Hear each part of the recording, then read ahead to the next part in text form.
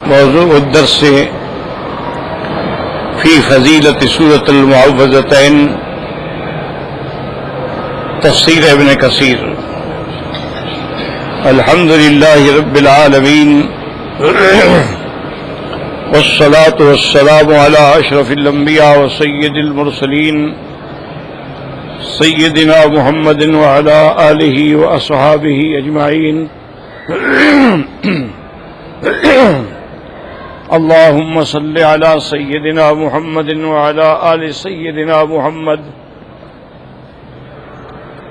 كما صليت على إبراهيم وعلى آل إبراهيم في العالمين إنك حميد مجيد.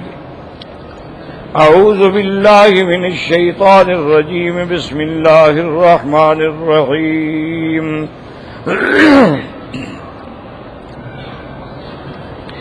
قل أعوذ برب الناس ملك الناس إله الناس من شر الوسواس الخناس الذي يوسوس في صدور الناس من الجنة والناس. سورۃ المعوذتین جو ہیں قرآن مقدس کی یہ عظیم صورتیں ہیں جو اللہ تبارک و تعالی نے حضور کو تعوذ کے لیے عطا فرمائیں، اور یہ دونوں صورتیں جو ہیں بڑی جامع معنی کامل مکمل ہیں. ہر قسم کے شرور سے اور ہر قسم کے اشرار سے حفاظت کرنے والی. اب یہ بات رکھیں بھئی، اب منہ کے اندر داخل نہیں کیا جا سکتا، اس کا کوئی حل تو نہیں. کیا کرے، بس انا للہ و انا الیہ راجعون.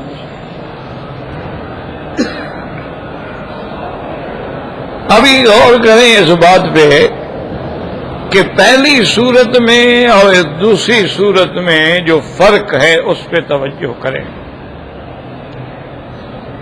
پہلی صورت میں اللہ تبارک و تعالی نے اپنی ایک صفت کا ذکر فرمایا ہے، اور جن سے پناہ مانگی گئی ہے وہ متعدد چیزیں ہیں. دیکھیں نا، قل اعوذ برب الفلق، بس من شر ما خلق ومن شر غاسق اذا وقب ومن شر النفاثات في العقد ومن شر حاسد اذا حسد. یعنی اللہ کی تو صرف ایک صفت ہے جس سے پناہ پکڑی جا رہی ہے، اور جن چیزوں سے پناہ پکڑی گئی وہ چار چیزیں ہیں. اچھی طرح سمجھ لیں اس بات کو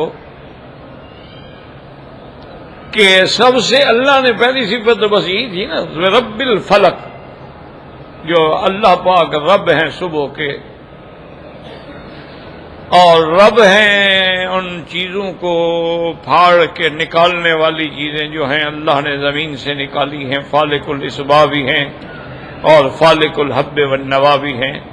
لیکن جن چیزوں سے پناہ مانگی گئی وہ چار ذکر کی گئی. من شر غاسق اذا وقب، اندھیرا جب چھا جائے. ومن شر ما خلق، جو چیزیں اشرار ہیں اللہ کی مخلوق میں ان سے پناہ مانگی گئی. ومن شر النفاثات، اور پھونک مارنے والی گرہ میں یعنی ساحرہ جادوگروں سے، جادو سے پناہ مانگی گئی. وَمِن شَرِّ حَاسِدٍ إِذَا حَسَدَ، اور پناہ مانگی گئی حسد کرنے والوں کے حسد سے. یہ چار چیزیں ہو گئی. لیکن اس صورت میں دیکھیں کہ اللہ کی تین صفتوں کا ذکر ہے، اور جس سے پناہ مانگی گئی ہے وہ صرف ایک چیز ہے.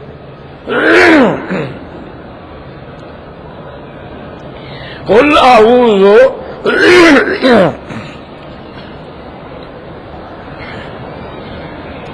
برب الناس ایک، ملک الناس دوسری صفت، الہ الناس تیسری صفت، یعنی اللہ کی تین صفتوں کا ذکر ہے، اور جس سے پناہ مانگی گئی وہ ایک ہی چیز ہے، من شر الوسواس الخناس۔ تو یہ ان دو صورتوں میں فرق ہے۔ اس لیے علماء نے فرمایا کہ اس کی وجہ یہ ہے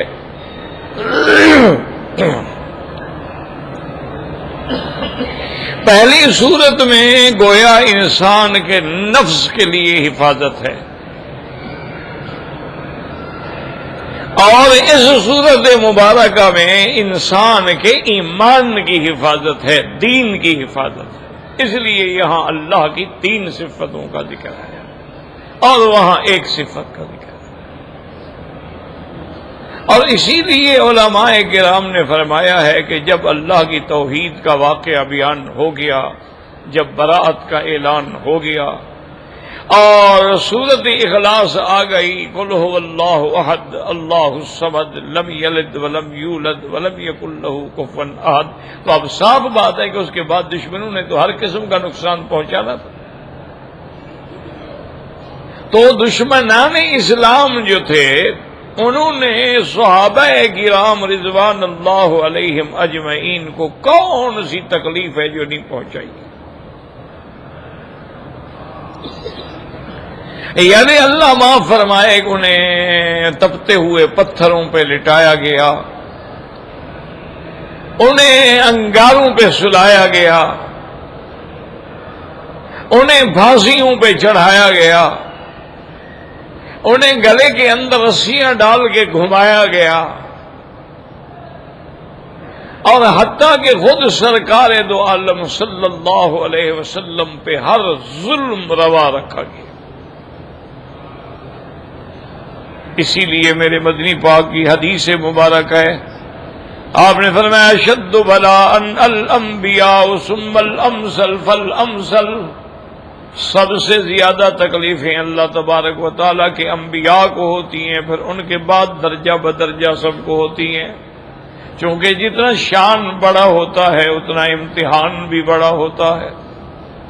اور اس کے بعد میرے مدنی پاک نے فرمایا انی اوذیت فی سبیل اللہ ما لم یؤذ نبی قبلی قط، مجھے اللہ کے راستے میں اتنی تکلیفیں پہنچائی گئیں کہ مجھ سے پہلے کسی پیغمبر کو ایسی تکلیفیں نہیں دی گئیں، صلی اللہ علیہ وعلی آلہ واصحابہ وسلم تسلیما کثیرا۔ اسی طرح ایک حدیث مبارک میں ہے کہ بی بی عائشہ رضی اللہ تعالی عنہا نے حضور پاک سے پوچھا کہ یا رسول اللہ صلی اللہ علیہ وسلم، آپ کی زندگی میں سب سے مشکل دن جو آپ پہ گزرا ہو اس کے بارے میں بتائیں۔ تو حضور پاک نے فرمایا کہ عائشہ، جب تیری قوم سے میں تنگ آ گیا، مایوس ہو گیا، تو میں نے ارادہ کیا کہ طائف جا کر بنو ثقیف کے قبیلے کو دعوت دوں، شاید اللہ ان کے دل میں اسلام ڈال دے۔ مکے والے تو اب بات ماننے کے لیے تیار نہیں ہیں۔ حضور فرماتے ہیں کہ میں طائف میں گیا، بنو ثقیف کے سرداروں سے ملا اور قبائل کے سرداروں سے ملا، لیکن ان ظالموں نے بھی اسلام لانے کے بجائے طائف کے آوارہ اور لڑکوں کو، شہدے بچوں کو حکم دیا کہ اس پاک نبی کو طائف سے نکال دو اور پتھر مار مار کے نکال دو۔ تو بی بی عائشہ رضی اللہ تعالیٰ سے حضور نے فرمایا کہ میری زندگی کا وہ بڑا سخت دن تھا کہ اب طائف والوں نے بھی میرا مقابلہ کیا اور میرے پاؤں مبارک جو تھے وہ خون سے بھر گئے، جوتی خون سے بھر گئی۔ اب میں یہ سوچ رہا تھا کہ پھر مجھے مکہ جانا ہے، وہاں سے تو نکلا تھا کہ شاید ادھر سے کوئی رستہ حل ہو جائے گا، لیکن اب میرے لیے اتنا مشکل تھا کہ ایسی تکلیف جو ہے مجھے کبھی نہیں آئی، لیکن حضور صلی اللہ علیہ وسلم نے اس کو برداشت کیا۔ بی بی زنیرہ کو اتنا مارا گیا کہ ان کی آنکھیں چلی گئیں، روشنی ختم ہو گئی۔ بی بی سمیہ کو اتنا مارا ابو جہل نے کہ 2 اونٹوں سے رسی بندھوا کر اس کی ٹانگوں کے اندر رسے ڈلوائے گئے اور اونٹوں کو مختلف سمت میں دوڑایا گیا. بی بی کا بدن جو تھا درمیان میں چیرا گیا اور بدبخت نے نیزہ مارا جو بی بی کی شرمگاہ میں لگا اور آپ کا بدن ٹکڑے ہو گیا. لیکن اس وقت بھی زبان پہ تھا لا الہ الا اللہ. اس وقت بھی زبان پہ یہی بات. یعنی آپ اندازہ کریں نا جی کہ کون سا ظلم ہے. حضور صلی اللہ علیہ وسلم کو ساحر کہا گیا, حضور صلی اللہ علیہ وسلم کو شاعر کہا گیا, حضور صلی اللہ علیہ وسلم کو کاہن کہا گیا, حضور صلی اللہ علیہ وسلم کو کذاب کہا گیا. نعوذ باللہ.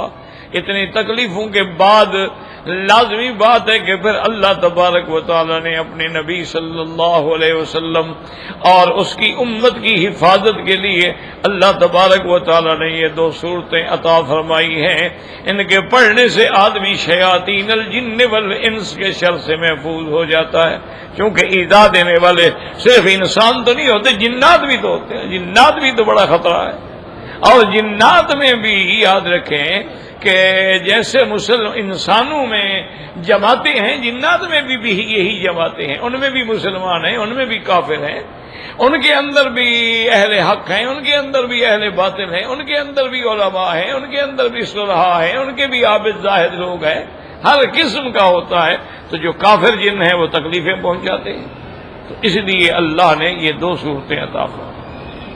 اور اس کو بعض علماء نے اور بعض مفسرین کرام نے فرمایا ہے, یاد رکھو, انہوں نے کہا ہے کہ تاریکیاں جو ہیں نا, من شر غاسق اذا وقب, اس اندھیری جو تا اندھیری ہوتی ہے جب چھا جائے, اس سے پناہ مانگی گئی ہے. انہوں نے فرمایا کہ دراصل تاریکیاں جو ہیں نا وہ کئی قسم کی ہیں. سب سے پہلے تو تاریکی ہے, تاریکی عدم, کہ آدمی کچھ نہیں تھا تو تاریکی ہے, کچھ بھی نہیں, یہ تاریکی. اس کے بعد تاریکی ہے جہالت کی, کہ جاہل ہے تو گویا وہ بھی اندھا ہے, اس کے سامنے بھی تو کچھ نہیں, کوئی جانتا ہی نہیں. تو جہالت جو ہے ایک بہت بڑا اندھیرا. اسی لیے لغت علماء عرب میں ایک محاورہ ہے کہ کل شیء شیء والجہل لیس بشیء, کہ دنیا کی ہر چیز کچھ نہ کچھ تو ہے نا, لیکن جہل جو ہے وہ کچھ بھی نہیں, کیونکہ جہالت جو ہے تاریکی ہے. جاہل آدمی جو ہے ایسے ہے جیسے اندھا ہو. اسی لیے اللہ فرماتے ہیں هل يستوي الاعمى والبصير, ایک اندھا ہے ایک آنکھوں والا ہے, برابر ہو سکتے ہیں؟ تو یہاں اندھا آنکھوں والا مراد ہے مسلمان ہے اور کافر ہے. تو یہ جہالت کی تاریکی. اور اسی طرح ایک تاریکی ہوتی ہے غضب اور شہوانیت کی, کہ آدمی جب غصے میں آ جاتا ہے نا, گویا وہ بھی اندھیرے میں, اب اس کو کوئی پتہ نہیں میں کیا کہہ رہا ہوں, غصے کے عالم میں کیا کر رہا ہوں. اسی لیے ایک صحابی حضور کی خدمت میں آئے اور اس کے بعد کہا کہ اوصنی یا رسول اللہ صلی اللہ علیہ وسلم, حضور مجھے وصیت فرمائے. آپ نے فرمایا لا تغضب, غصہ نہ کیا. اس نے کہا حضور مزید وصیت فرمایا لا تغضب, غصہ نہ کیا کر.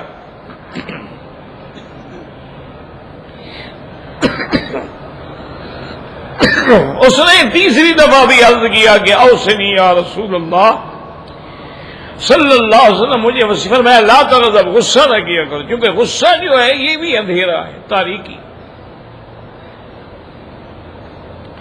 یعنی آدمی کو پتہ ہی نہیں چلتا کہ میں کیا کہہ رہا ہوں. جب غصہ ختم ہوتا ہے پھر سوچتا ہے میں نے کتنا بڑا نقصان کر دیا.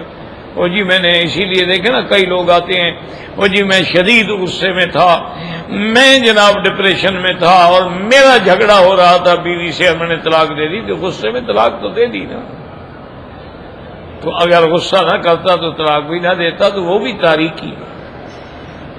اسی طرح حیوانیت اور شہوانیت جو ہے یہ بھی تاریکی ہے کہ انسان پہ اللہ معاف کرے شہوانیت، عورت کی شہوت ہو، لڑکوں کی شہوت ہو، دولت کی شہوت ہو، دنیا کی شہوت ہو، اس میں بھی آدمی اندھا ہو جاتا۔ اللہ نے قرآن پاک میں فرمایا ہے کہ لوط علیہ السلام کے پاس جب اللہ کے فرشتے آئے اور وہ بالکل خوبصورت لڑکوں کی شکل میں تھے،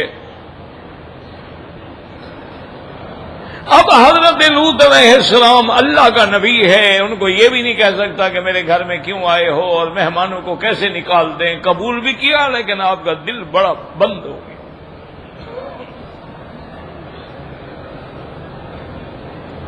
اس نے کہا کہ وہ جانتے تھے کہ میری قوم کا کیا حال ہے۔ تھوڑی دیر کے بعد قوم کے جو آوارہ لوگ تھے وہ سارے حضرت لوط علیہ السلام کے گھر میں آ گئے اور گھیرا ڈال کے کھڑے ہو گئے اور کہنے لگے کہ یہ لڑکے ہمارے حوالے کرو۔ دیکھیں نا اب شہوت کتنا اندھا کر چکی ہے، اللہ کے نبی کے سامنے کھڑے ہیں اور پیغمبر کو کہتے ہیں کہ ہمیں لڑکے دے دو گناہ کرنے کے لیے۔ وجہ کیا ہے کہ شہوانیت میں بھی آدمی اندھا ہو جاتا ہے، اس کی بصیرت کام نہیں کرتی۔ حضرت لوط علیہ السلام نے سمجھایا اور کہا کہ اللہ کے بندو خدا کا خوف کرو، میرے مہمان ہیں، فاتقوا اللہ ولا تخزون فی ضیفی، اللہ سے ڈرو، مجھے مہمانوں کے بارے میں شرمندہ نہ کرو۔ اور اگر تم نے اپنی شہوت کو رفع کرنا ہے تو ہؤلاء بناتیہن اطہر لکم، تمہارے گھروں میں جو بیویاں ہیں، میری بیٹیاں ہیں، وہ تمہاری شہوت مٹانے کے لیے کافی ہیں۔ اللہ نے شہوت رکھی ہے تو مٹانے کے لیے راستہ بھی رکھا ہے۔ انہوں نے کہا انک لتعلم ما نرید، انہوں نے کہا کہ لوط علیہ السلام ما لنا فی بناتک من حق، ہمیں لڑکیاں چاہیے ہی نہیں۔ اب دیکھو کتنا اندھیرا ہے کہ اللہ نے جو عورت بنائی ہے انسان کے لیے ہونی چاہیے، اور ہمیں تو لڑکے چاہیے، اور یہ وجہ غیر فطری ہے، اور یہ اتنا بڑا گناہ ہے کہ ایک حدیث مبارک میں ہے کہ اگر لوطی اور لواطت کرنے والا اور کرانے والا فاعل و مفعول پکڑے جائیں تو ان کی سزا یہ ہے کہ ان کو قتل کر دیا جائے۔ امام ابو حنیفہ رحمۃ اللہ علیہ تو فرماتے ہیں ان کو اونچے مقام پہ لے جاؤ، مینار مسجد سے گرا کے پتھروں کی بارش کر دو جیسے اللہ نے سزا دی ہے۔ اب دیکھو یہ شہوانیت کی تاریکی ہے کہ آنکھوں پہ پردہ چھا گیا ہے۔ اللہ کے نبی کو کہتے ہیں کہ ما لنا فی بناتک من حق وانک تعلم ما نرید، آپ جانتے ہیں ہمیں لڑکے چاہیے۔ اب حضرت لوط علیہ السلام بہت گھبرا گئے۔ یاد رکھو مسلمانوں، اگر پیغمبر عالم الغیب ہوتے تو گھبرانے کی کیا ضرورت تھی؟ ان کو تو پھر سارا پتہ ہوتا نا۔ پھر حضرت لوط نے کہا قال لو ان لی بکم قوۃ او آوی الی رکن شدید، کہنے لگے کاش آج میرے پاس بھی کوئی طاقت ہوتی، قبیلہ ہوتا، میرے پاس بھی کوئی جمعیت ہوتی، یا مجھے بھی کسی بڑی طاقت کا سہارا حاصل ہوتا تو میں تمہارے اس فتنے سے بچنے کی کوشش کرتا، لیکن کچھ بھی نہیں۔ اب اللہ کے فرشتوں نے دیکھ لیا کہ حضرت لوط علیہ السلام پریشانی کی آخری حد کو پہنچ گئے ہیں، انتہا ہو گئی ہے، تو اب ان کو مزید پریشان کرنے کی ضرورت ہے۔ قالوا یا لوط انا رسل ربک لن يصلوا الیک، انہوں نے کہا کہ لوط علیہ السلام آپ کیوں گھبرا رہے ہیں، ہم لڑکے نہیں ہیں، ہم انسان نہیں ہیں، ہم تو تیرے اللہ کے بھیجے ہوئے فرشتے ہیں، یہ ہمیں کیا پکڑیں گے، یہ تمہیں بھی ہاتھ نہیں لگا سکتے۔ اب آپ اس بستی کو چھوڑ دیں جس بستی میں گناہ ہو، جس بستی میں بے حیائی کا زور ہو، اور جہاں آدمی عزت کی زندگی نہ گزار سکے اس جگہ کو چھوڑ دینا چاہیے۔ اسی لیے علماء نے لکھا ہے کہ اگر کسی مکان میں رہتے ہو، بلڈنگ میں رہتے ہو، محلے میں رہتے ہو، وہاں بے حیائی کے گڑھ بن گئے تو چھوڑ دو اس جگہ۔ وہاں رہو گے تو کبھی نہ کبھی تم نے بھی اس گڑھے میں گر جانا۔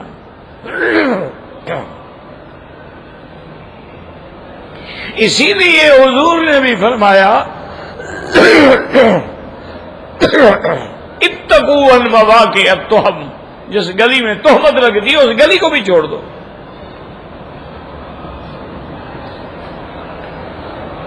اب حضرت لوط علیہ السلام کو تسلی ہوئی، اور بعض روایات میں یہ بھی آتا ہے کہ ایک فرشتے نے پر جو مارا نا وہ سارے کے سارے اندھے ہو گئے، ان کو تو اب نظر ہی کچھ نہیں آ رہا۔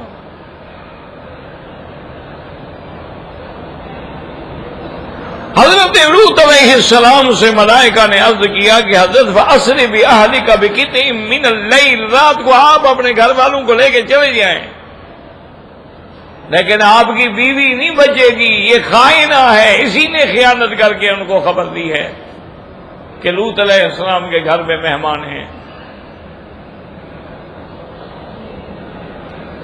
اس نے تو ہلاک ہونا ہے۔ باقی ان موعدہم الصبح الیس الصبح بقریب، ان کا وعدہ جو ہے عذاب کا وقت جو ہے وہ صبح کو ہے، جب صبح ہوگی تو ان کا اندھیرا بھی مٹ جائے گا۔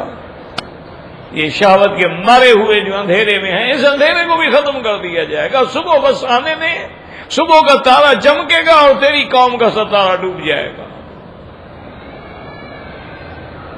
حضرت نوح لوط علیہ السلام لے کے چلے گئے۔ اللہ نے حکم دیا جعلنا عالیہا سافلہا، اللہ نے حکم دیا کہ جبریل ان کی بستیاں جو ہے نا قوم لوط کی 5 بستیاں تھیں، ان کو تخوم الارض، زمین کے جڑوں سے ان کو اٹھا لو، بستیوں کے ساتھ مخلوق بھی اسی میں اور سب کو اٹھا لو، اور آسمانوں کے قریب لا کر ان کو اوندا گرا دو۔ جیسے یہ لڑکوں کو الٹا کر کے بدفعلی کرتے تھے ہم ان کو وہی سزا دیں گے، ہم بھی ان کو اسی سر کے بل گرائیں گے۔ جعلنا عالیہا سافلہا، اور فامطرنا علیہم حجارۃ، اوپر سے جہنم کے پتھروں کی برسات کا۔ تو اس لیے یاد رکھیں کہ ایک تاریکی ہے عدم کی، اور ایک تاریکی ہے غضب کی، اور ایک تاریکی ہے شہوانیت کی، اور اسی طرح یاد رکھیں کہ ایک تاریکی ہے جہالت کی، اور اسی طرح یاد رکھیں کہ ایک تاریکی ہے بد عقیدے کی، کہ آدمی ہے سب کو جو ہے عقیدہ غلط ہے۔ عقیدے کا غلط ہونا جو ہے یہ بھی گویا کہ وہ بالکل اندھیرے میں ڈوبا ہوا ہے، ظلمات میں ہے، کفر کی اندھیرا، شرک کا اندھیرا، بدعات کا اندھیرا، تو یہ بھی تاریکی ہے۔ اسی لیے اللہ فرماتے ہیں کہ اللہ مددگار ہے مومنوں کا، یخرجہم من الظلمات الی النور، ان کو اندھیروں سے نکال کے نور ایمان کی طرف لاتا، تو یہ بھی تاریکی۔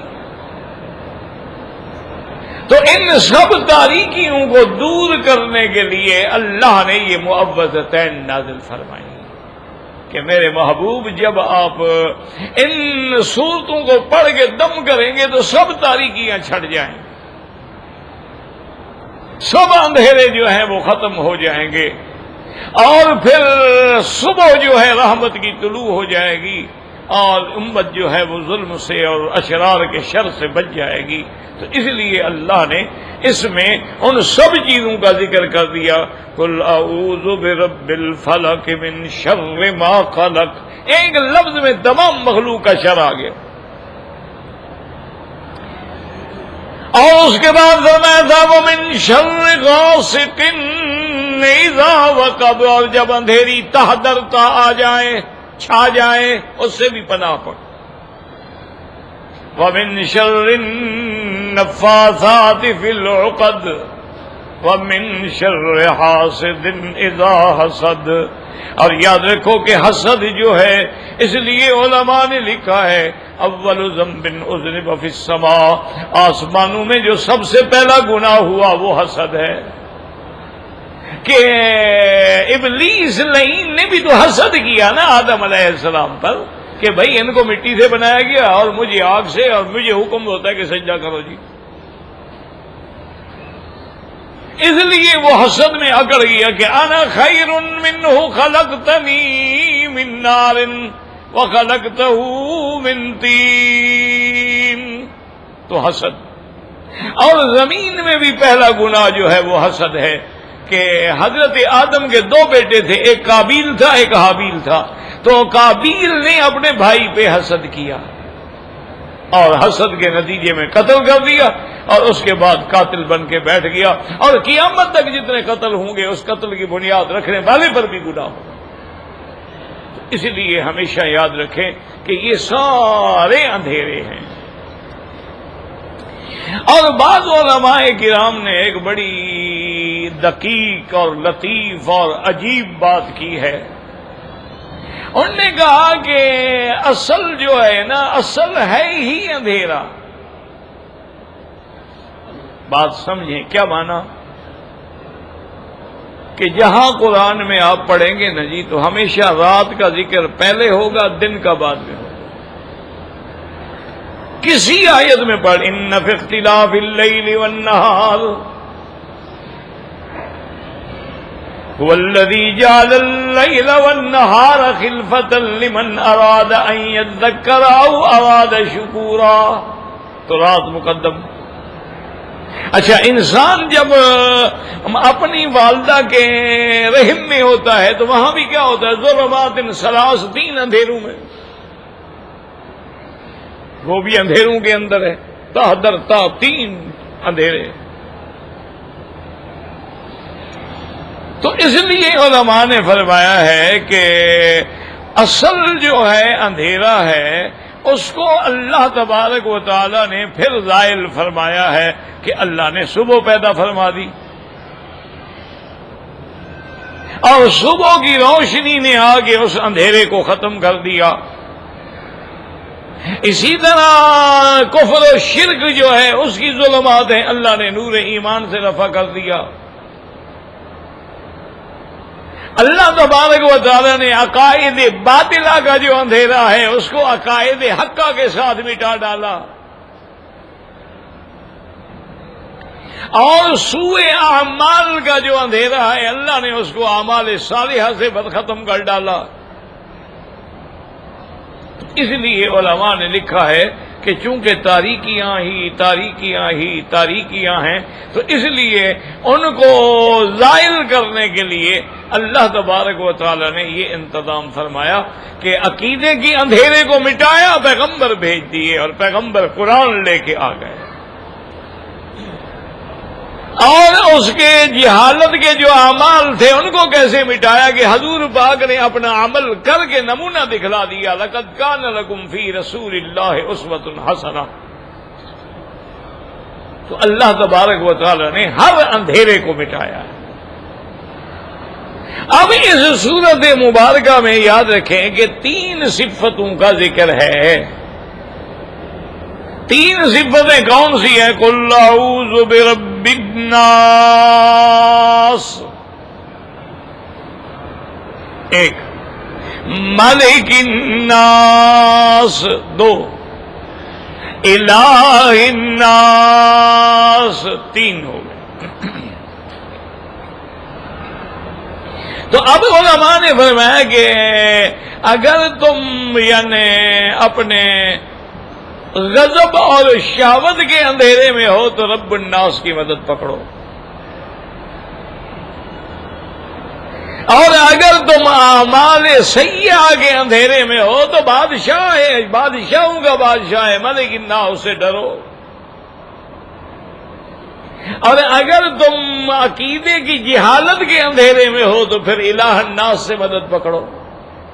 اس لیے علماء نے فرمایا چونکہ وہ تین کیفیتیں تھیں تو اللہ نے اپنی بھی تین صفتوں کا ذکر فرمایا، اور بعض علماء اور مفسرین نے یاد رکھو کہ اس کو ایک دوسرے اسلوب سے بھی بیان فرمایا ہے. انہوں نے کہا کہ ہر انسان کی بھی تو تین حالتیں ہیں.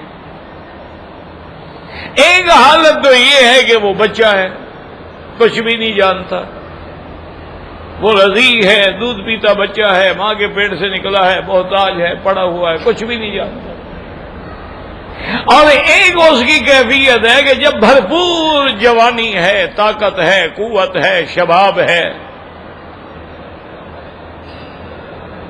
اور ایک اس کی آخری زندگی کا حصہ ہے جب پھر جوانی بھی ختم اور اب بڑھاپے کی طرف آیا اور ہر عضو جواب دیتا جا رہا ہے. تو علماء نے لکھا کہ جب تمہیں اپنے بچپن کی اور طفولیت کے پریشانی ہو تو رب الناس کو یاد کرو. تمہاری رب وہی ہے، پالنے والا وہی، تربیت دینے والا وہی، تمہاری ماں کے پیٹ میں حفاظت کرنے والا وہی. تو رب الناس پہ نظر ڈالو. اور اگر جوان ہو گئے ہو اور طاقت ہے تو پھر ملک الناس پہ نظر ڈالو کہ بادشاہ وہ ہے، مالک الملک وہ ہے. تمہاری طاقت اس کے سامنے کیا ہے؟ اور جب تم دیکھو کہ بڑے بڑے بادشاہ بھی کسی اور کے آگے جھک رہے ہیں، مانگ رہے ہیں، تو سمجھ لو کہ وہ الہ الناس ہے، وہ معبود برحق ہے. تم بھی اسی سے مانگو، اس کے بغیر کہیں سے کچھ نہیں ملے گا. تو اس لیے اللہ نے تین صفتوں کا ذکر کیا. اور جیسا کہ حضرت ابی موسیٰ اشعری رضی اللہ تعالی عنہ ایک دفعہ اپنی قبیلہ اشعریون کا وفد لے کے حضور کی خدمت میں آئے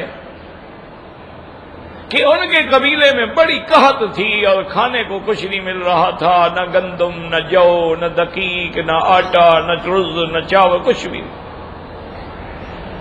بڑے پریشان ہوئے تو وفد آیا کہ حضور کی خدمت میں جا کے حضور سے عرض کریں گے کہ مہربانی کر کے بیت المال سے کچھ ہماری مدد کی جائے اور ہمارے لیے دعا بھی کریں کہ اللہ تعالی ہم سے یہ فقر و فاقہ جو ہے وہ ٹال دیں. تو جب آئے صبح کی نماز میں شریک ہوئے تو اللہ کی شان یہ ہے کہ حضور پاک نے صبح کی نماز میں یہی آیتیں پڑھی، وما من دابۃ فی الارض الا علی اللہ رزقها. کوئی مخلوق زمین پہ چلنے والی نہیں مگر اس کا رزق اللہ کے ذمہ ہے. جس کو بھی اللہ پیدا فرماتے ہیں اس کا رزق بھی اللہ دیتے ہیں. اسی لیے اللہ نے فرمایا نا کہ تم اپنی لڑکیوں کو اس ڈر سے قتل نہ کیا کرو کہ کہاں سے کہ نحن نرزقہم وإیاکم، ہم ان کو رزق دیں گے. جب نماز ہو گئی حضرت ابی موسیٰ اشعری سرکار دو عالم صلی اللہ علیہ وسلم کی خدمت میں حاضر ہوئے اور آپ کی خدمت میں آ کے ملاقات کی اور کوئی بات نہیں کی جس کے لیے آئے تھے. سرکار دو جہاں بھی تشریف لے گئے گھر میں تو ساتھیوں نے کہا کہ حضرت آپ نے تو کہا بھی نہیں، درخواست ہی پیش ہی نہیں کی. انہوں نے کہا جب اللہ نے کہہ دیا ہے کہ ہر ما من دابۃ یدب علی الارض، کوئی زمین پہ چلنے والا کیڑا بھی ہے تو اس کا رزق میرے ذمہ ہے. ہم اس کیڑے سے تو برے نہیں ہیں، ہمارا رزق بھی اللہ کے ذمہ ہے، پھر حضور سے کیوں مانگیں؟ چلے ہمیں بھی اللہ رزق عطا فرمائے. تو اس لیے اللہ تبارک و تعالی نے اس صورت مبارکہ کے اندر بھی ان تینوں کیفیات کا ذکر کیا ہے کہ بچپن ہے تو وہ رب ہے، اور کیسی ربوبیت کا اظہار ہے کہ جب بچہ پیدا ہوتا ہے ماں کے پیٹ میں اس کو کون سکھلاتا ہے؟ یاد رکھو کہ بچہ ماں کے پیٹ میں یوں ہوتا ہے، سر اوپر ہوتا ہے، ٹانگیں نیچے ہوتی ہیں، لیکن جب ولادت کا وقت آتا ہے تو فوراً کلٹی کھاتا ہے بچہ، سر پہلے نکلتا ہے، ٹانگیں بعد میں نکلتی. کیوں؟ اس کی وجہ یہ ہے کہ اگر ٹانگیں پہلے نکلتی اور سر اندر رہ جاتا حضرت تو مر جاتے، اس لیے فوراً سر باہر نکل آتا ہے.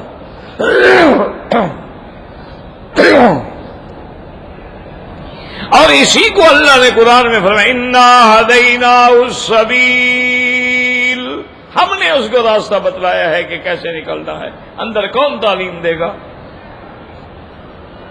اچھا، اب جب وہ پیدا ہو گئے، جناب تشریف لے آئے، تو اب نہ تو بول سکتا ہے، نہ چل سکتا ہے، نہ ہل سکتا ہے، نہ کچھ کہہ سکتا ہے۔ تو اب اگر پیاس لگے، بھوک لگے، پیشاب کا تقاضا ہو یا پیٹ میں تکلیف ہو تو کیا کرے؟ اللہ نے ایک ہی تعلیم دے دی کہ میں تیرا رب ہوں، تمہیں آسان نسخہ بتا دیتا ہوں، بس تم رونا شروع کر دو تو یہ سارے کام ہو جائیں۔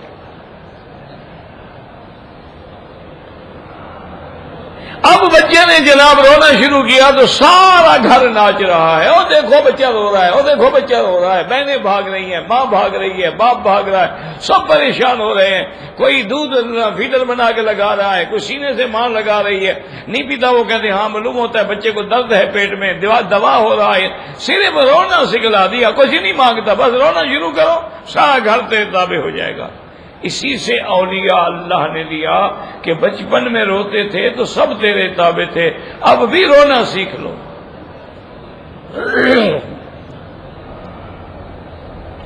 اب بھی اگر تمہیں رونا آ گیا نا تو اللہ تیری ساری مشکلیں حل کر دے۔ اسی لیے حدیث پاک میں ہے کہ جب آدمی اللہ کے ڈر سے آنسو بہاتا ہے، اللہ حکم دیتے ہیں میرے بندے کو جہنم سے 500 سال کے فاصلے پر دور کر دو، جہنم دور کر دو۔ اسی لیے بعض اولیاء اللہ جب دعائیں مانگتے تھے، روتے تھے اور آنسو بہتے تھے، ان کو بھی وہ چہرے پہ مل لیتے تھے کہ اس کی وجہ سے تو ہم جہنم سے دور ہو گئے۔ اور اسی طرح بعض اولیاء اللہ نے لکھا ہے کہ تو اگر ابن آدم ہے، انسان ہے، جب تو پیدا ہوا تھا تو رو رہا تھا اور ساری مخلوق ہنس رہی تھی، او ماشاءاللہ ماشاءاللہ ماشاءاللہ بچہ پیدا ہو گیا۔ جب بچہ پیدا ہو اگر وہ روئے نہیں تو سارے پریشان ہوتے، پتہ نہیں مردہ ہے زندہ ہے، کیا پوزیشن ہے۔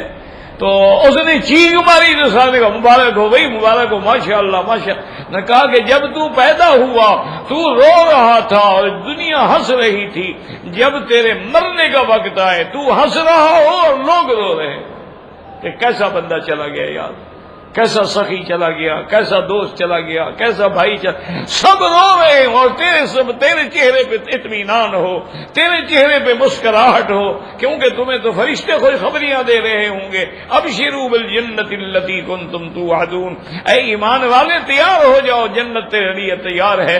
تو تیرے چہرے پہ اس وقت مسکراہٹ ہو اور دنیا رو رہی ہو، یہ نہ ہو کہ تیرے مرنے پر بھی لوگ خوش ہو رہے ہوں گے، اچھا وہ یار بلا ٹل گئی، ایک محلے سے عذاب دفع ہو گیا، ایک شیطان مر گیا، جان چھوٹ گئی۔ تو ایسی کیفیت نہ ہو۔ تو اس لیے چونکہ مراحل انسان کے مختلف ہیں تو اللہ نے ان ساری صفتوں کا ذکر کر دیا جس میں تمام مراحل حیات کا علاج آ گیا۔ اس لیے فرمایا قل اعوذ برب الناس ملک الناس الہ الناس من شر الوسواس الخناس الذي يوسوس في صدور الناس من الجنة والناس والله أعلم۔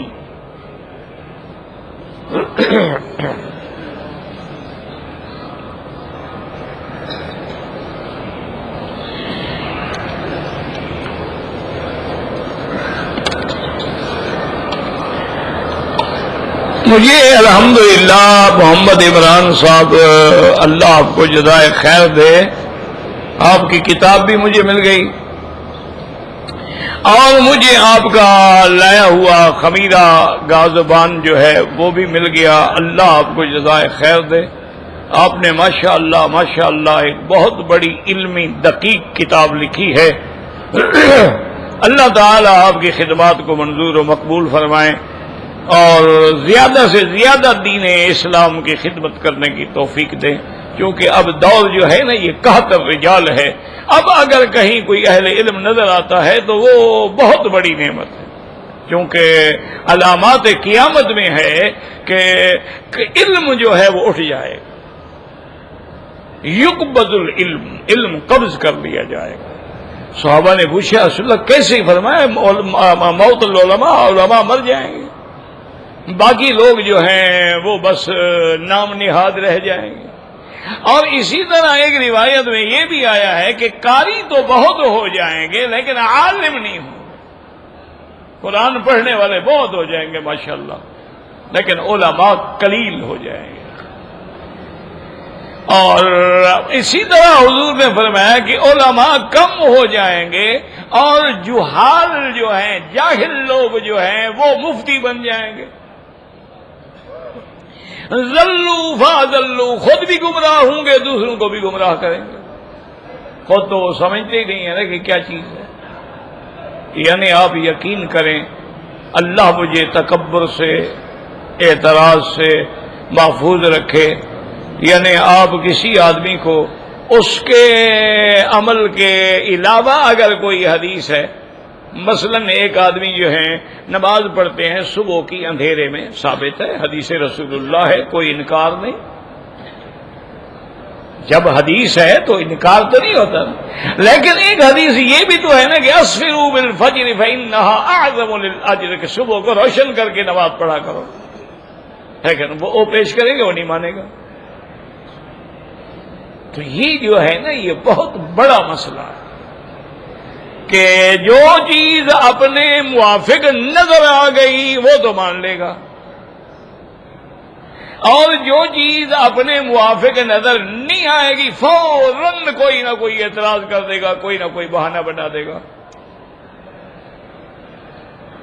حالانکہ ایسا نہیں کہنا چاہیے، اللہ کے نبی کا فرمان جو ہے وہ آنکھوں پہ اور اس کی اطاعت لازمی ہے، لیکن حدیث مبارک کا علم ہوگا تو اب وہ سمجھے گا ان حدیثوں کو۔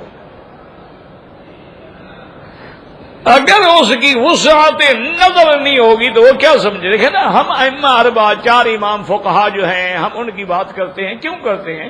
کہ وہ جو محدثین ہیں، اصحاب سیاستہ والے، یہ ان کے بعد آئے ہیں، وہ ان سے بھی پہلے تھے۔ بات کو سمجھیں،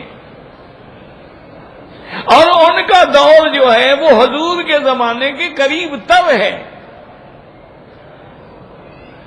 تو اب جو بات حضرت ابن عباس سمجھے گا وہ ہم تو نہیں سمجھ سکتے، جو بات حضرت عبداللہ ابن عمر سمجھیں گے، حضرت عبداللہ ابن مسعود سمجھیں گے، عمر ابن عاص سمجھیں گے، معاذ ابن جبل سمجھیں گے، ابی موسیٰ اشعری، کیوں؟ انہوں نے تو حضور کو دیکھا ہے نا، اور بعد والوں نے حضور کے دیکھنے والوں کو دیکھا ہے۔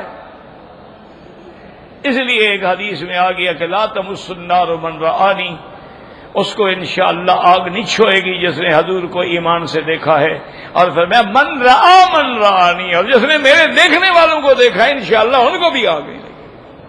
خیر القرون قرنی ثم الذین یلونہم ثم الذین یلونہم، او کما قال النبی صلی اللہ علیہ وسلم۔ تو لہذا یہ مسائل تزکیہ، مسائل احسان، یہ بڑی باریک چیزیں ہیں۔ بہرحال اللہ آپ کو جزائے خیر دے کہ اس پہ آپ نے قلم اٹھایا ہے، اور وہ میں نے الحمدللہ اسی وقت پڑھ لی تھی کتاب۔ اگر کسی آدمی کو گیس کی شکایت ہے اور وہ بیچارہ محسوس کرتا ہے کہ میرے پیٹ سے گیس ہر وقت نکل رہی ہے، قابو نہیں پا سکتا، تو کوئی نہیں، وہ معذور ہے، ہر نماز کے لیے نیا وضو کرے گا۔ یعنی جو آپ نے مغرب کے لیے وضو کیا وہ عشاء تک کافی ہے، لیکن اب عشاء کے لیے پھر نیا وضو کرو، نماز پڑھو، طواف کرو، مجبوری ہے، اس کے حق، وہ اس بیچارے کے قبضے پہ نہیں ہے۔ کہتے جی کہ حضور اور صحابہ کرام ورزش بھی کرتے تھے، ہاں بالکل کرتے تھے۔ حضور صلی اللہ علیہ وسلم دوڑ بھی لگاتے تھے، حضور صلی اللہ علیہ وسلم گھوڑا بھی دوڑاتے تھے، حضور صلی اللہ علیہ وسلم صحابہ کی تیر اندازوں کی مشق بھی دیکھتے تھے، اور حضور صلی اللہ علیہ وسلم تو اپنی بیوی کے ساتھ بھی دوڑ لگائی، بی بی عائشہ کے ساتھ، اور حضور پاک سبقت کر گئے، بی بی عائشہ رہ گئی پیچھے تو ہار گئی۔ تو حضور بڑے خوش ہوئے، فرمایا دیکھا تم میرا مقابلہ نہیں کر سکتی ہو نا. تو اب جب حضور لما بدن رسول اللہ، جب عمر زیادہ ہو گئی، حضور بھاری ہو گئے، تو بی بی عائشہ نے کہا حضور اب بھی دوڑے میرے ساتھ. تو حضور دوڑے تو بی بی عائشہ جیت گئی. تو حضور نے فرمایا تل کا بھی تم نے بھی باری لے لی، ایک دفعہ میں جیت گیا، ایک دفعہ تم جیت گئی.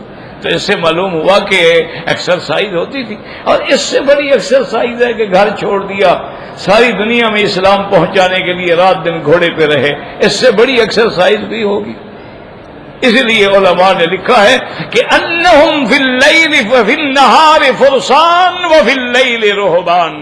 صحابہ تو ایسے تھے کہ دن کو دیکھو تو گھوڑے کی پشت میں ہیں اور رات کو دیکھو تو مسلح کی پشت میں ہیں.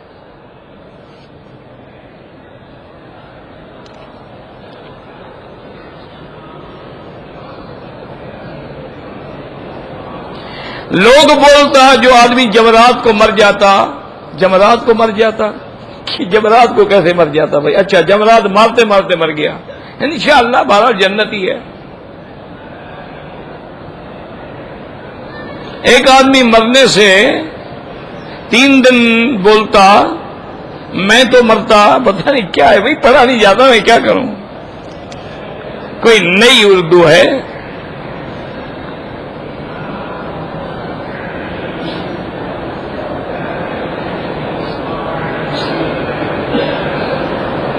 ایک آدمی نے طواف شروع کیا عمرے کے لیے، طواف چکر پورے کر لیے، صفا مروہ کرنے گئے تو ان کا پیشاب نکل گیا، کپڑے گندے ہو گئے، وہ گھر چلے گئے، انہوں نے کپڑے بدل ڈالے، شوگر کے مریض ہیں بیچارے، انہوں نے کپڑے پہن لیے. پھر دوسرے دن صفا کیا، دم تو پڑ گئی نا، کپڑے پہن لیے 12 گھنٹے. وہ کپڑے نہ پہنتے پھر بھی احرام باندھ لیتے، دوبارہ بدن دھو کے وضو کر کے دوبارہ اسی احرام کو دھو کے دوبارہ باندھ لیتے. عمرہ کیوں کیا جاتا ہے؟ اللہ کا حکم ہے اتم الحج والعمرۃ للہ.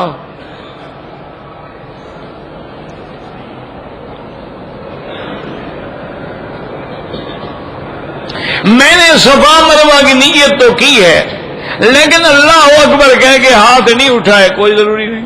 ہاتھ اٹھانا ضروری ہی نہیں ہے، نہ صفا پہ نہ مروہ پہ. دعا مانگنا سنت ہے،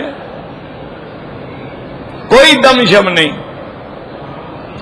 اگر عمرے کی حالت میں آدمی نے کندھا نکالنا ہے اجتباء، وہ پورے طواف میں نکالے گا، رمل 3 چکروں میں ہوگا.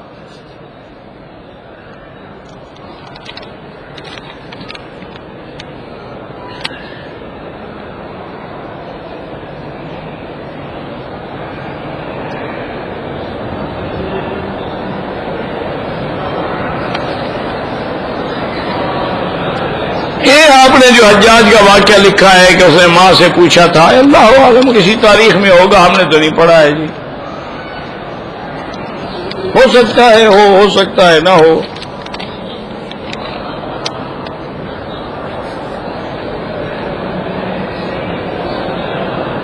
کہتے جی کہ آپ سفید لباس پہنا کریں، ہمیں اچھے لگتے ہیں. اچھا جی انشاءاللہ ٹھیک ہے جی، میرے پاس کی محبت ہے، وہ محبت سے کہہ رہا ہے نا، کوئی بہت سے تو نہیں کہہ رہا.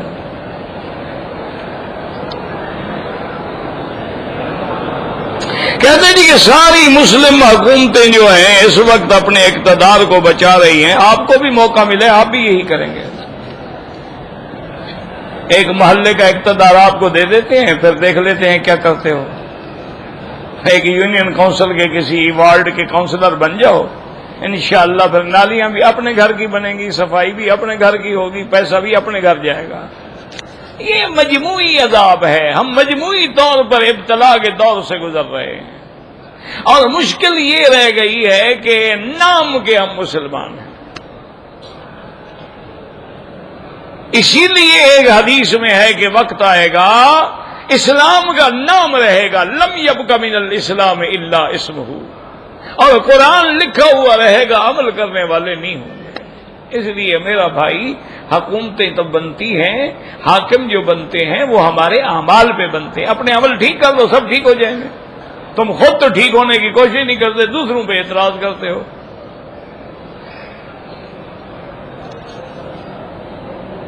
اس کی چھوٹی سی میں مثال دوں. ایک دفعہ پرانی بات ہے، پاکستان کی بات ہے، تو جس قصبے میں ہم تھے، مدرسہ بھی الحمدللہ بھی ہے اللہ کے شکر سے، تو وہاں پر کوئی آدمی جو تھا نا جی، وہ لائسنس لے کر یہ چلنے پھرنے والی جو فلمیں ہوتی تھی نا پہلے زمانے میں، ٹورنگ ٹاکیز کہتے تھے اس کو، لے آتے تھے. تو وہ اس علاقے میں لے آیا اور اس نے اشتہار اور بڑے ہلہ گلا مچایا. میں نے ڈپٹی کمشنر سے بات کی، انہوں نے کہا جی ہم کیا کریں، اس کے پاس لائسنس ہے، ہم اس کو روک نہیں سکتے. میں نے کہا ٹھیک. ہم نے اپنے علاقے کے لوگوں کو جمع کیا، معززین کو. میں نے کہا بھی اس کو کوئی دیکھنے نہ جائے، کوئی آدمی. تو 2 دن کھڑے رہے، کوئی نہیں گیا، اس کی اٹھا کے لے کے چلے. تو اگر تم برائی چھوڑ دو تو خود بخود ٹھیک ہو جائے گی نا، تم بھی تو نہیں چھوڑتے ہو نا.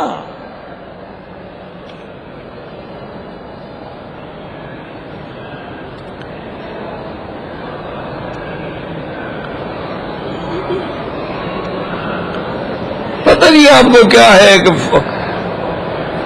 قومی تحفظ کے نام سے فون جو ہیں وہ ٹیپ کرتے ہیں. بھئی یہ معاملات جو سیاسی معاملات ہیں نا، ان کے لیے یہاں پر باقاعدہ رابطہ عالم اسلامی کا دفتر ہے، دارالافتاء ہے، اور ریاست العامہ حرمین الشریفین ہے. یہ سارے مشورے لکھ کے ان کو بھیجیں، جن کے جواب میں بھی لکھنے میں وزن ہے. ہم تو صرف مسجد مدرسے میں پڑھانے والے ایک طالب العلم ہیں.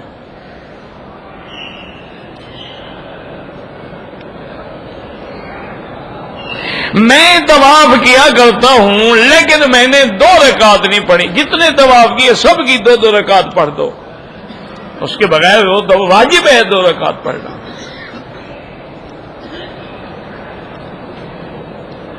میری ماں بیمار ہے، اللہ ہر بیمار کو شفا عطا فرما.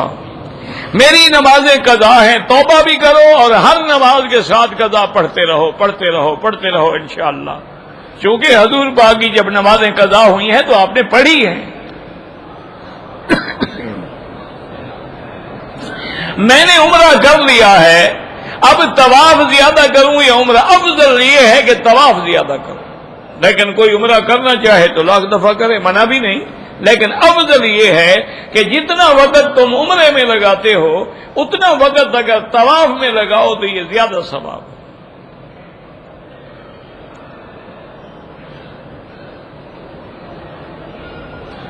تقریباً تفسیر ابن کثیر قرآنی ترجمہ پڑھنے کے کتنے سال اللہ عالم یاد نہیں ہے.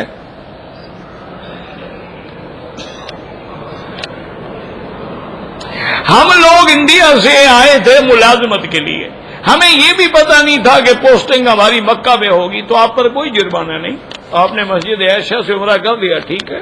چونکہ آپ کی تو نیت ہی نہیں ہے نا عمرے کی، نہ نیت ہے، پتہ ہی نہیں کہ مکہ جائیں گے یا کہاں جائیں گے.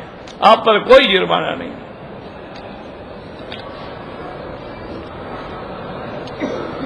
میرا ایک دوست دبئی سے آیا ہے عمرہ کرنے کے لیے، لیکن احرام نہیں باندھا، دم پڑ گئی. جتنے گھر کے بندے ہیں سب پہ دم پڑ گئی، اور اگر بچے ہیں چھوٹے ہیں ان پہ دم نہیں ہوگی، جو بالغ ہیں ان پہ دم ہے. عمرے کے لیے آ رہے احرام نہیں باندھا تو باقی کیا زیارت کرنے آ رہے تھے.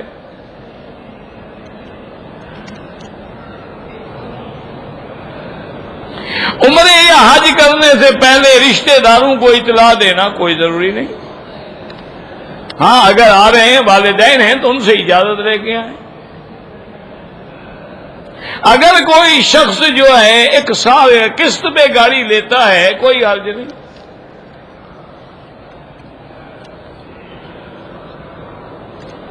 اگر ہندو ہمیں ہندوستان واپس جانے کے بعد ملنے کے لیے آئیں تو ہم ان کو زمزم دے سکتے ہیں، دے سکتے ہیں، کوئی منع نہیں. بھئی یہاں ابو جہل زمزم نہیں پیتا تھا، کیا پیتا تھا؟ ابو جہل، ابو لہب، عتبہ، عتیبہ، شیبہ، مکے کے سارے کافر جو ہیں وہ کون سا پانی پیتے تھے؟ اللہ کے بندے کھدائی بھی انہوں نے کی تھی، ایک دفعہ زمزم گم ہو گیا، ڈھونڈا بھی انہوں نے تھا، تو کیوں نہ پلاؤ؟ تم اس نیت سے پلاؤ گے یا اللہ زمزم کے ساتھ جو بھی دعا مانگو پوری ہوتی ہے، ان کو مسلمان کر دے.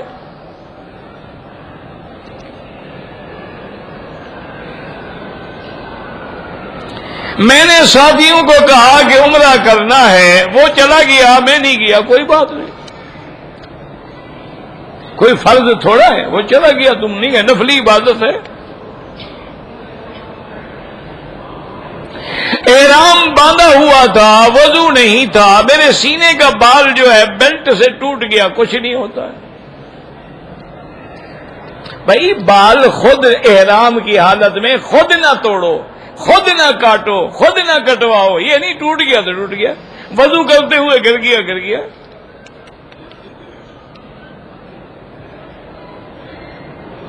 اگر ایک آدمی نے صفا مروہ عمرے کے لیے جب جا رہا تھا تو استلام نہیں کیا حجر اسود کا، کوئی حرج نہیں، مستحب ہے، کرتا ثواب ہے، نہیں کیا کچھ نہیں۔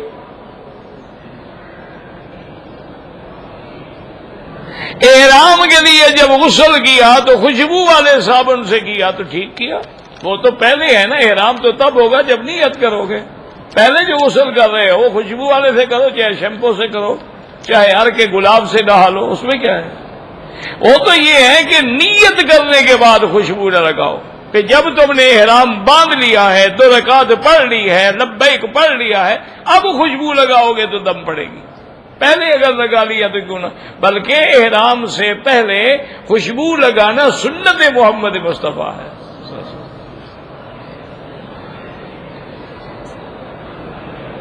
کہتے جی کہ ہم نے دیکھا ہے کہ یہاں عرب لوگ جو ہیں وہ ملتے ہوئے ایک دوسرے کی گردن اور گالوں کو لگاتے ہیں، تو اصل معانقے کا معنی یہی ہوتا ہے نا، گردن ملائی جائے۔ معانقے کا معنی یہ تو نہیں ہوتا کہ پیٹ ملایا جائے۔ ہم جو ملتے ہیں یہ تو مباطنہ ہے، مصادرہ ہے، معانقہ تو نہیں ہے۔ سنت تو گردن ملانا ہے نا، ہم نے تو پیٹ ملانا سیکھا ہوا ہے ماشاءاللہ۔ رومال کے اوپر کالی پٹی رکھنا جو ہے وہ ایک گویا کہ پگڑی کی علامت ہے، اس میں بدعت کا کیا تعلق ہے؟ لباس میں کوئی بدعت نہیں ہوتی، صرف وہ لباس حرام ہے جسے شریعت نے منع کیا ہے کہ ریشم نہ پہنو، سونا نہ پہنو، باقی جو مرضی ہے پہنو۔ عمرے کے وقت عورتوں کے چہرے پر بھی کپڑا نہ ہو، اور اگر مجبوری ہے تو پی کیپ مثلا پہن کے آگے اس کے اوپر جھلی ڈال دیں، منہ کو بھی نہیں لگے گی، پردہ بھی رہے گا۔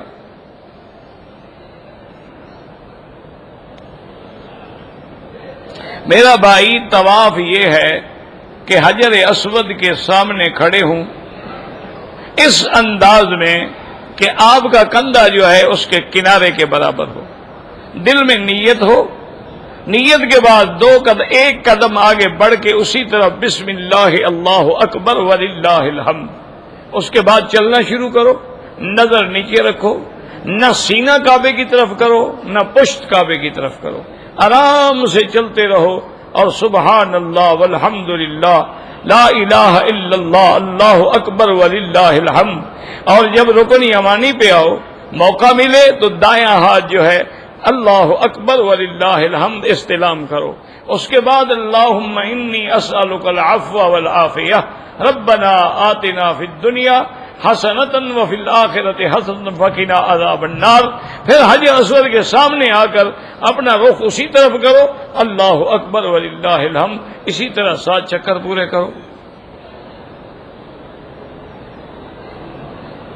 مسجد عائشہ جو ہے وہ حدود حرم کے باہر ہے، وہاں ایک نماز کا 1,00,000 ثواب نہیں ملتا، 1,00,000 ثواب ملتا ہے حدود حرم کے اندر۔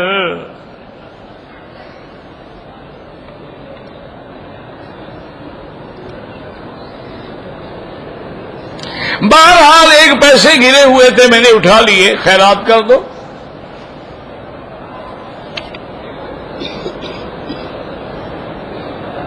اگر ایک عمرہ ہم نے کر لیا ہے، دوسرا عمرہ کرنا چاہتے ہیں تو کیا احرام کو دھونا پڑے گا؟ کیوں احرام پلید ہو جاتا ہے عمرہ کرنے سے؟ عجیب عقل ہے، کوئی برا کام کیا تھا آپ نے کہ احرام خراب ہو گیا آپ کا؟ انا للہ و انا، جب تک پاک ہے 100 عمرہ کرو۔ مسجد الحرام کی حدود بہت لمبی ہے، یعنی یوں سمجھ لیں کہ پورا مینا مزدلفہ بھی حرم میں ہے، اور عرفات کے قریب جا کے حد ختم ہوتی ہے۔ ادھر جیرانہ کے قریب جا کے حد ختم ہوتی ہے، جدے کے راستے میں شمیسی کے قریب جا کے حد ختم ہوتی ہے، مدینے کے راستے میں مسجد عائشہ پہ حد ختم، یہ سارا مسجد الحرام ہے۔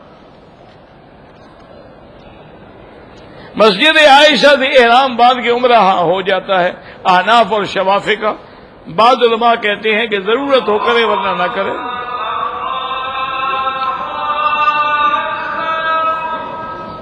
اللہ اکبر اللہ